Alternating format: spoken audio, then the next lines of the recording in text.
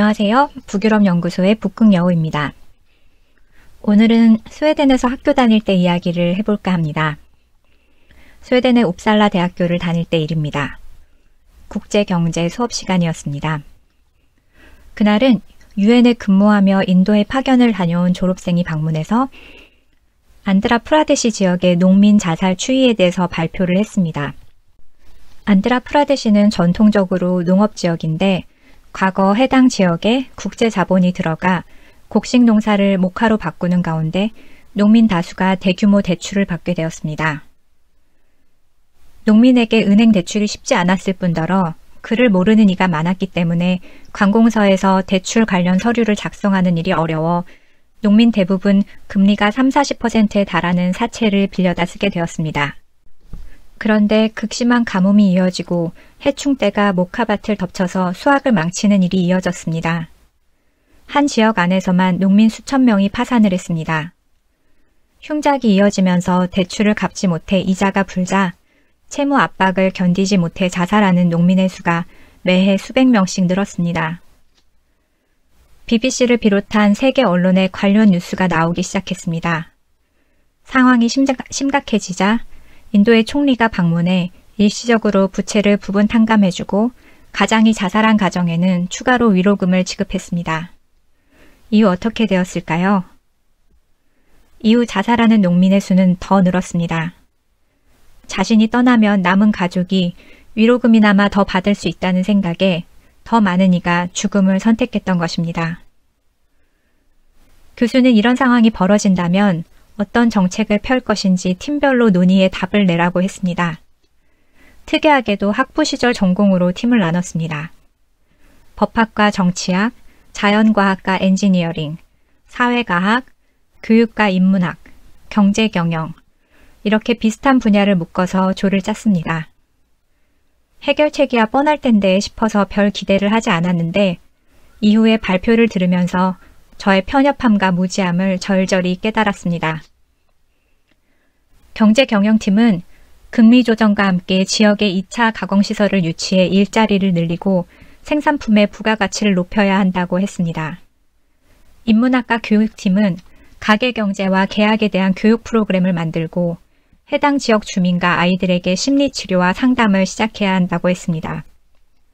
사회과학팀은 피해 농가의 분포와 피해액 등 관련 통계를 내서 회복 프로그램을 짜고 캠페인을 펼쳐야 한다고 했습니다.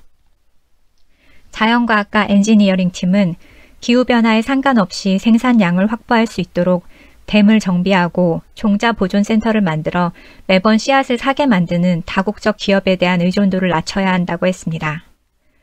정치와 법학팀은 피해자를 만나서 상황을 들어 지원하고 원인을 파악해 추가 피해가 없도록 입법을 해야 한다고 했습니다. 정치팀은 가장 먼저 회의를 끝내고 차를 마시러 간 팀이기도 합니다. 학부에서 몇 년 공부했을 뿐인데 전공에 따라 보는 시각과 해결책이 이렇게나 다를 수 있다는 점에서 놀랐습니다. 직업과 성별, 연령대에 따라서 또 달라질 것입니다. 치열한 토론 끝에 나온 모든 답이 소중했고 발표할 때는 모두의 진심이 느껴져서 눈물이 돌 정도였습니다. 교수는 다양성이 가져오는 다각적 접근과 포용성에 대해서 강조하며 북유럽식 위원회 문화를 설명했습니다. 노르웨이와 스웨덴에서 학교를 다니며 학생 식당 메뉴를 바꾸는데도 학생 대표부터 지역 식당 조합과 식자재 납품사까지 온갖 관계자를 불러 토론을 벌이는 북유럽식 합의 문화에 어느 정도 익숙해져 있었지만 속으로는 빨리빨리 좀 하지, 이게 이렇게 시간을 끄면서 토론할 일인가? 이렇게 생각이 든 적도 있었습니다. 하지만 그날의 수업 이후에 시간이 걸리더라도 변화를 결정하는 과정에 모든 이해관계자를 포함시키고 다양한 배경을 가진 이들의 의견을 듣는 것이 오류와 분열을 줄이는 길이라는 것을 분명히 깨달았습니다. 공동체의 미래를 결정하는 일에 다양성과 포용성은 필수 불가결한 요소입니다. 다음 대통령으로 대한민국을 이끌 당선자가 오로지 능력에 의해서만 인재 발탁을 하겠다 선언했습니다. 좋은 말이고 당연한 말입니다. 그런데 당선자가 말하는 능력의 기준이 무엇일까? 지금까지 발탁한 인재 대다수가 50대 후반, 서울대, 남성, 법 또는 정치학 전공자입니다.